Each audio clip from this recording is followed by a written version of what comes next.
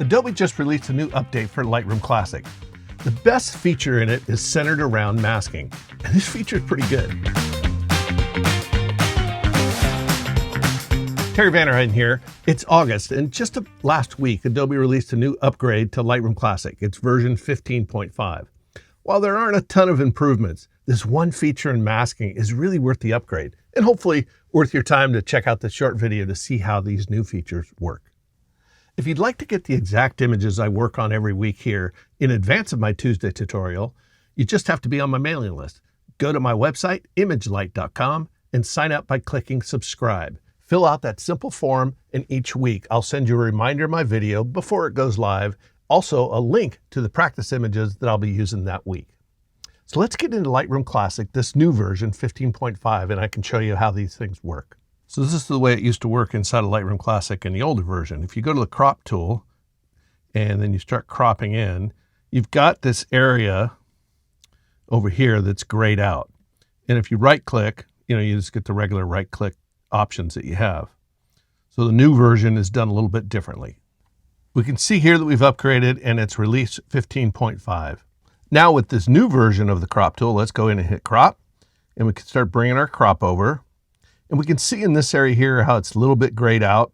We can right click in there, and now we have the option of changing that display. So we can turn it off entirely so it's not faded at all. We can go 20%, which is about what it used to be. Or if we want, we can do it at 100% and see that it's totally black and really see what this crop is and not get distracted by this area here. You also have a couple of different options, 80 and 50%, depending on what you like. So that's how this new crop feature works inside of Lightroom Classic. Oh, I'm sorry, I nodded off during that presentation of the crop tool. That feature was so boring that it just, anyway, it's not really all that useful, but you might find it useful, so at least it's there. So one of the things when I was looking at Lightroom and I saw these features that were brought out, the masking feature, which I'm going to show you in a second, is really good. But before that, I want to show you kind of a pretty cool little tool that has been in Lightroom for quite some time, but I don't think I've ever told you guys about it. And it has to do with when you're working in your library mode and you're culling images. So with me, when I'm culling images, I'll usually use the arrow key to go between the images as I check them. So let's say I want to hit P, I put a flag on it, or an X, I don't want that. That's how I normally would do things. But let me show you how you can go along a little bit faster. So if you'd like to do things a little bit quicker, you can go up to Photo and hit Auto Advance. And what Auto Advance will do is when you designate something like with a pick or a flag of some sort, it automatically advances to the next image. So the downside is it's a little bit of a pain if you always leave it on. So I say turn it off, because here's a shortcut to using the Auto Advance, and that is the caps lock button. Turn that on so the caps lock is on. And now when we make a pick, it'll automatically advance to the next image as you go through and pick. So that could be really fast.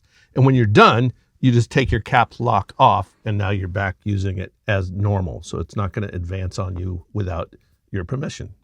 Pretty cool little feature. That's something I think is worthwhile. And that's not new. That's been in Lightroom Classic for a while. So the new feature inside of Lightroom Classic has to do with masking. So when you go into the Develop module, this is the way you used to do it inside of Lightroom Classic. In the older version of Lightroom Classic, if you go to Mask, click on Mask and say do a subject mask, you get the mask, but you don't have any other controls over here at all. So now the way this works, we go in the Develop module and click Mask. And we click Subject, and of course it makes the same subject mask. It looks nice. But let's say we'd like to change it a little bit. Let's go in and zoom up to 100%. And if we want to change how a mask is working, we can come over here to feather. So check this out. If we slide this feather over, we can make, see the red glow that comes around the bird there? This tool is allowing us to change the effects of this mask and give us feather on an image that wasn't originally feathered. We didn't have that ability. We also have the ability to move the edge. So it defaults at 0 here for the edge masking. But as we move this, we're basically contracting the mask. See, we're contracting it inside. And then if we want to go the opposite way, we're going to expand the mask. We can see we're going to go a little overboard. You can see how that works. So this is a really handy feature, and I'll show you where it really comes into play. Here's how you actually use this. Let's go up into Mask again, and we'll go to Landscape, and let's go ahead and hit Sky. create a mask. We can see that our mask is created all along here. And let's say we want to bring the exposure down on this. Well, we have the ability with this. We can zoom up. See how that edge may not be perfect? We have the ability to come over to this slider and move that slider around to get the perfect edge and get the glow to go away sometimes on a mask. So that looks a lot more realistic than it does the way that we started off. So a much easier way to use this mask. And this is how this feature is important. I haven't found that the feather is that important, but it might be down the road. But the edge moving is awesome. You can contract it to bring the mask in or expand it just a little bit. And you're just doing little tiny amounts to make that mask look exactly the way you want it.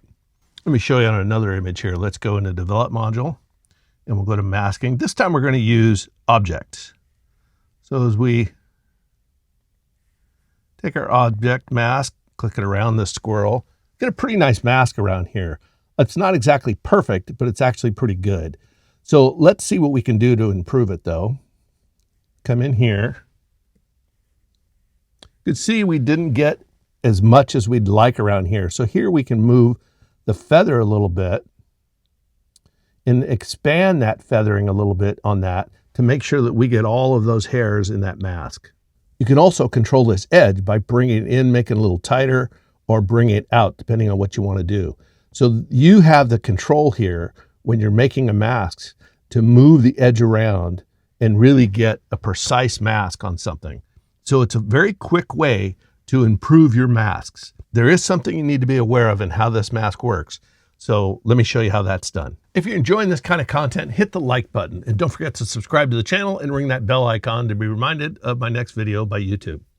You can always reach out to me directly by email, terry@imagelight.com. But the best way to reach me always is the comment section. Leave a comment in the comment section. Maybe it's a workflow issue that you work on and share it with the others. It's a great way for all of us to learn inside the comments. Right, let me show you this last little bit of this masking.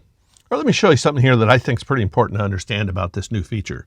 As we come in here, let's go ahead and create a mask, and we're going to go into Objects, and then we're just going to grab the entire bird. And look what happens. A lot of times we'll get these additional things that are on, like it grabbed part of this twig, maybe didn't capture all the legs. We do have the ability to change our edge, and we have the ability to change the feather if we'd like. And this little reset button will get you back to square at the beginning. But normally what we would do is we'd come in here and we would make some changes, right? Click on the mask and we do select subject, grab a brush, and then we would brush that out. And we'd brush that out. So that's not included in the mask. Now when we come back to this mask, we no longer have the ability to work with that edge. It's gone. So you have to keep this in mind when you're working with a mask. What you want to do, the workflow is like this. Create your mask. Now you have the ability, so let's go in and make any of your changes that you want to make on your image as best as you can. So let's say we want to feather that a little bit more. We want to maybe move the edge inside just a little bit to tighten it up just a little bit. That's a little tighter mask, looks a little bit better.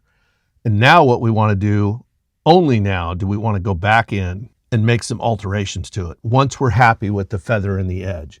So keep in mind, when you come into an image and you go to masking, any of the maskings, subject, sky, background, landscape, any of the landscape ones, object mask, all of these will have the ability to alter that edge afterwards. Brush, linear, radial will not. If we go into range and we go to color range and we pick a color, you get a refine edge, refine the color if you want, but you don't have the ability to work in that kind of a masking where you can move the edge around. So keep this in mind. If you're using any of the AI masks like subject, sky, background, landscape, objects, those will all have the ability to adjust that feathering as well as the edge after you've created the mask. If you use brush, linear gradient, radial gradient, these are ones that already have a soft edge and you can't use it. And also keep in mind, if you want to make any changes, whenever you're making a change and you want to do any subtract, make sure you do all your edge work first. So the feather as well as the edge, because as soon as you do a subtract and add, let's say, a soft brush and try to start removing these things, then that ability goes away for changing your edge. So make sure you do that in order. So that's it for the masking. It's a really cool tool, being able to take these AI masks that we've been creating for a while, but then we can actually alter them a little bit by shrinking them a little bit or expanding them a little bit, or also feathering it. And I think that that really makes them much more controllable. But be careful, make sure you do it in the order that we talked about.